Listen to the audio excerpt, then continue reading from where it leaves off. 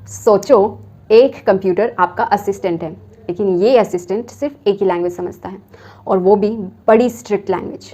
आपको उससे काम करवाना है, लेकिन आपको उसकी लैंग्वेज नहीं जान आती। तो अब क्या होगा? Communication gap.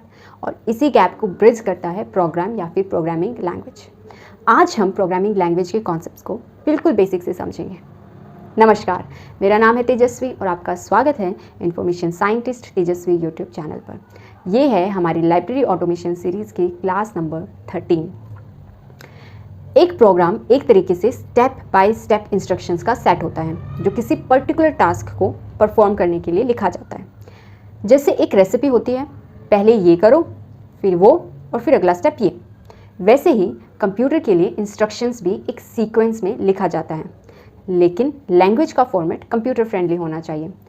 अगर इसको और सिंपल शब्दों में मैं बोलूँ, प्रोग्रामिंग लैंग्वेज एक ऐसी वेल डिफाइंड रूल्स वाली भाषा होती है जिसमें हम रियल वर्ल्ड प्रॉब्लम को लिख कर कंप्यूटर तक ले जाते हैं ताकि वो उनको सॉल्व कर सके। आज तक बहुत सारी प्रोग्रामिंग लैंग्वेज बन चुकी हैं, कुछ स्पेसिफिक टास्क्स के लिए और कुछ जनरल पर्पस के लिए, और इन्हें हम ब्रॉडली 3 या 4 कैटेगरीज में डिवाइड कर सकते हैं।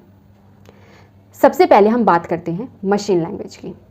ये वो लैंग्वेज होती है जो डायरेक्टली प्रोसेसर समझता है। ये लैंग्वेज 0 और 1 की होती हैं, जिसे हम बाइनरी कोड कहते हैं। सोचिए, आपको एक छोटी सी कैलकुलेशन करवानी है और उसके लिए भी आपको 0 और 1 में कुछ लिखना पड़ेगा, जैसे कि ये। अब समझो, ऐसे अगर आपको 100 इंस्ट्रक्शंस लिखनी हो तो मुश्किल है ना। इसीलिए इस लैंग्वेज में प्रोग्राम लिखना बहुत टेडियस और टाइम कंज्यूमिंग होता था, और हर प्रोसेसर का अपना मशीन कोड होता है। मतलब कि अगर आपने एक कंप्यूटर के लिए मशीन लैंग्वेज में कुछ लिखा तो वो दूसरे कंप्यूटर पे नहीं चलेगा। फिर भी मशीन लैंग्वेज का एक सबसे बड़ा प्लस पॉइंट ये है कि कंप्यूटर इसे बिना किसी ट्रांसलेशन के डायरेक्ट एग्जीक्यूट कर सकता है, यानी कि फास्टेस्ट एग्जीक्यूशन यहीं पर होता है। अब मशीन लैंग्वेज से थोड़ा सा इजी वर्जन आया, जिसे कहते हैं असेंबली लैंग्वेज। यहाँ पे बाइनरी कोड्स को रिप्लेस किया गया निमोनिक्स से। निमोनिक्स यानी कि ये। सोचो, आपको लिखना है कि किसी नंबर को ऐड करना है, तो बाइनरी लिखने की जगह सिंपली लिखो ऐड A, B। ये निमोनिक्स कोड असेंबली लैंग्वेज के प्रोग्रामर्स के लिए ज़्यादा अंडरस्टैंडेबल होता था है, लेकिन हाँ, कंप्यूटर्स इसे समझता नहीं है और इसीलिए इसे फिर से मशीन कोड में ट्रांसलेट करना पड़ता है, और ये काम करता है एक सॉफ्टवेयर जिसे कहते हैं असेंबलर। ये लैंग्वेज थोड़ी मिडल ग्राउंड है, ह्यूमन फ्रेंडली भी है और मशीन के भी करीब है। अब इन सबको हम एक एग्जांपल से समझते हैं। मान लीजिए आप लाइब्रेरी में हो और आपको किसी ने आकर बोला 0011 0110 0011 110। क्या कुछ समझ आया? कुछ नहीं, ये मशीन लैंग्वेज है। फिर कोई आया और उसने कहा मूव बुक शेल्फ। थोड़ा समझ आया, पर अभी भी वेग है, एग्जैक्ट नहीं समझ आया। ये असेंबली लैंग्वेज है। अब कोई तीसरा इंसान आया और उसने कहा please issue the book titled digital libraries. अब ये है हाई लेवल लैंग्वेज, जिसमें क्लैरिटी है और ह्यूमन तरीके से सोचना और लिखना है।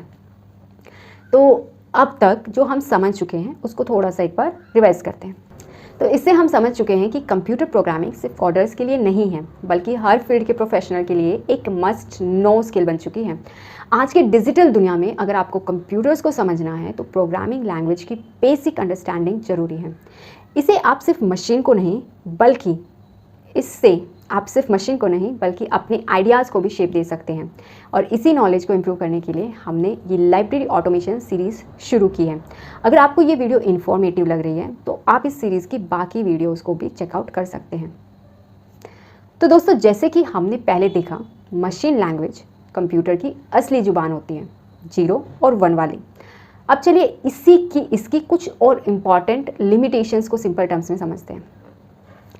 मशीन लैंग्वेज में लिखा गया प्रोग्राम समझना मुश्किल होता है क्योंकि वो सिर्फ बाइनरी कोड्स में होता है, किसी भी ह्यूमन के लिए रीडेबल नहीं होता। ये प्रोग्राम्स पोर्टेबल भी नहीं होते। मतलब अगर आपने एक प्रोग्राम किसी पर्टिकुलर प्रोसेसर आर्किटेक्चर के लिए लिखा है तो वो ही प्रोग्राम आप किसी दूसरे आर्किटेक्चर वाले सिस्टम पर काम नहीं कर सकते। इस लैंग्वेज में बग्स ढूंढना और उन्हें ठीक करना यानी कि डीबगिंग करना बहुत मुश्किल होता है। हर छोटी सी गलती भी ढूंढना बहुत चैलेंज भरा काम है इसमें।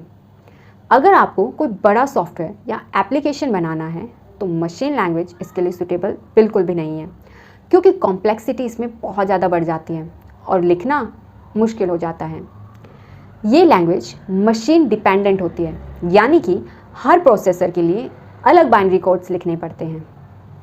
ये जो लैंग्वेज है, ये लैंग्वेज डेवलपमेंट के लिए फ्लेक्सिबल कंस्ट्रक्ट प्रोवाइड नहीं करती है, जैसे लूप्स, कंडीशंस या फिर मॉड्यूलर अप्रोचेस, जो मॉडर्न सॉफ्टवेयर्स में बहुत कॉमन है। लेकिन इतने सारी बातों के बावजूद भी एक पॉइंट है जो एडवांटेज है इसमें। इस लैंग्वेज को ट्रांसलेशन की ज़रूरत नहीं होती, क्योंकि ये डायरेक्टली प्रोसेसर समझ सकता है और इसीलिए ये सुपर फास्ट होती है। अब बात करते हैं असेंबली लैंग्वेज की, जो मशीन लैंग्वेज का सिंप्लीफाइड वर्जन है। यहाँ हम निमोनिक कॉर्ड्स का यूज़ करते हैं, जैसे add, move, jump. Assembly language के प्रोग्राम्स मशीन लैंग्वेज से ज़्यादा रीडेबल होते हैं, लेकिन अब भी हाई लेवल लैंग्वेज के कंपैरिजन में असेंबली लैंग्वेज भी बहुत मुश्किल होती है। असेंबली लैंग्वेज भी पोर्टेबल नहीं होती और सिर्फ उसी टाइप के प्रोसेसर पर काम करती है जिसके लिए उसको लिखा गया है। इसमें डीबगिंग मशीन लैंग्वेज से आसान होती है, लेकिन हाई लेवल लैंग्वेज के कंपैरिजन में कॉम्प्लेक्स होती है। बड़े एप्लीकेशंस या आपको सॉफ्टवेयर बनाना है तो इस लैंग्वेज में भी मुश्किल होती है। इसकी स्केलेबिलिटी काफ़ी लिमिटेड होती है। असेंबली लैंग्वेज भी मशीन डिपेंडेंट होती है, मतलब जिस मशीन के लिए बनाई गई सिर्फ उसी पर चली गई। इसमें भी मॉडर्न सॉफ्टवेयर डेवलपमेंट्स की फ्लैक्सिबल टूल्स जैसे ऑब्जेक्ट ओरिएंटेड फीचर्स या इजी कंडीशन स्ट्रक्चर्स अवेलेबल नहीं होते। इस लैंग्वेज को मशीन कोड में ट्रांसलेट करने के लिए असेंबलर का यूज़ होता है, बिना उसके ये कोड एग्जीक्यूट नहीं होता। तो ये मशीन लैंग्वेज से तो ईजी है, लेकिन हाई लेवल लैंग्वेज के कंपैरिजन में अब भी मुश्किल है। अब बात करते हैं हाई लेवल लैंग्वेज की, जहाँ डेवलपमेंट का प्रोसेस ईजी, रीडेबल और मॉडर्न हो जाता है। हाई लेवल लैंग्वेज में लिखे गए प्रोग्राम्स ईजिली समझ आ जाते हैं, चाहे आप टेक्निकल बैकग्राउंड से ना भी हो। ये जो प्रोग्राम्स होते हैं ये पोर्टेबल होते हैं, यानी कि एक ही कोड को आप अलग अलग मशीन्स पर चला सकते हो। थोड़ा सा सेटअप चेंज करना पड़ता है, पर हो जाता है। इसमें डीबगिंग काफ़ी ईजी होता है, यानी एरर्स मिलना और उनको फिक्स करना इसमें आसान होता है। High level languages software developments के लिए बेस्ट सूटेड होती हैं, चाहे आप वेब डेवलपमेंट कर रहे हो या डेटा एनालाइज कर रहे हो और चाहे एआई का काम कर रहे हो। ये लैंग्वेजेस मशीन इंडिपेंडेंट होती है। आपको फ्लेक्सिबिलिटी मिलती है डेवलपमेंट्स में, जैसे कि लूप्स में, कंडीशंस में, फंक्शंस में, ऑब्जेक्ट्स में, सब कुछ अवेलेबल होता है इसमें। इस लैंग्वेज को मशीन कोड में ट्रांसलेट करने के लिए कंपाइलर या फिर इंटरप्रेटर का यूज़ होता है, डिपेंडिंग ऑन लैंग्वेज। इतना समझने के बाद अब हम बात करते हैं फोर्थ जनरेशन लैंग्वेज की। इन्हें आप हाई लेवल लैंग्वेज का और एडवांस्ड वर्जन समझ सकते हो। हाई लेवल लैंग्वेज को थर्ड जनरेशन लैंग्वेजेस कहते हैं। इनमें प्रोग्रामर को प्रोसीजर स्पेसिफिक करना पड़ता है, जैसे स्टेप बाय स्टेप आपको इंस्ट्रक्शंस लिखने पड़ते हैं, जैसे एक कोड की फॉर्म में। लेकिन फोर्थ जनरेशन लैंग्वेजेस में आइडिया ये है कि आप क्या करना चाहते हैं वो बताओ, कैसे करना है वो लैंग्वेज खुद समझ लेगा। यानी कि आप लॉजिक लिखने की जगह इंटेंशन लिखते हैं। ये लैंग्वेजेस टेक्सचुअल इंटरफेस के थ्रू काम करती हैं। इनमें प्रोग्रामर को एल्गोरिथम की डिटेल्ड स्टेप्स लिखने की ज़रूरत नहीं होती, सिस्टम खुद ऑप्टिमल तरीके से काम करता है। अगर मैं एग्जांपल्स दूँ फोर्थ जनरेशन लैंग्वेजेस के, तो इसमें है SQL, structured query language, report generators, GUI tools like visual basics, drag and drop paste और डेटा मैनिपुलेशन लैंग्वेजेस आते हैं। आज के टाइम में नो कोड और लो कोड प्लेटफॉर्म्स जैसे कि पावर एप्स, ऐप शीट्स और गूगल ऐप मेकर भी फोर्थ जनरेशन लैंग्वेज के ही मॉडर्न फॉर्म है, जहां नॉन कोडर्स भी सॉफ्टवेयर बना लेते हैं। तो आज की इस क्लास में हमने जो मेन पॉइंट्स याद रखने हैं वो है, प्रोग्रामिंग एक लैंग्वेज है। जैसे आप हिंदी, इंग्लिश बोलते हैं, वैसे ही कंप्यूटर की भी एक लैंग्वेज होती है। हर जनरेशन के साथ वो ईजी, पावरफुल और ह्यूमन फ्रेंडली बनती जा रही है। चाहे आप लाइब्रेरी साइंस के स्टूडेंट हो या किसी और फील्ड के, आपकी बेसिक प्रोग्रामिंग लैंग्वेजेस आपको आगे ले जा सकती हैं। चाहे वो ऑटोमेशन हो, डेटा हैंडलिंग हो या किसी भी डिजिटल टूल का यूज़ हो। आप जितना मॉडर्न और पावरफुल लैंग्वेजेस यूज़ करेंगे उतनी क्लैरिटी, प्रोडक्टिविटी और एक्यूरेसी आपको मिलती चली जाएगी। जैसे लाइब्रेरी के रिकॉर्ड्स को मेंटेन करना मैनुअल रजिस्टर से स्टार्ट हुआ, फिर एक्सेल पर आया, फिर सॉफ्टवेयर्स और फिर ऑनलाइन लाइब्रेरी मैनेजमेंट सिस्टम्स, वैसे ही प्रोग्रामिंग लैंग्वेज भी इवॉल्व हुई है। आपको सिर्फ सही लेवल और पर्पस के हिसाब से लैंग्वेज को चूज़ करना आना चाहिए। उम्मीद है आपको ये वीडियो, ये क्लास इन्फॉर्मेशन आपको इन्फॉर्मेटिव लगी होगी। अगर आपको ये वीडियो अच्छी और इन्फॉर्मेटिव लगी है तो लाइब्रेरी ऑटोमेशन सीरीज़ की बाकी वीडियोस पे आप एक बार जरूर चेकआउट करें। मुझे ये उम्मीद है कि आपको वो भी अच्छी लगेंगी।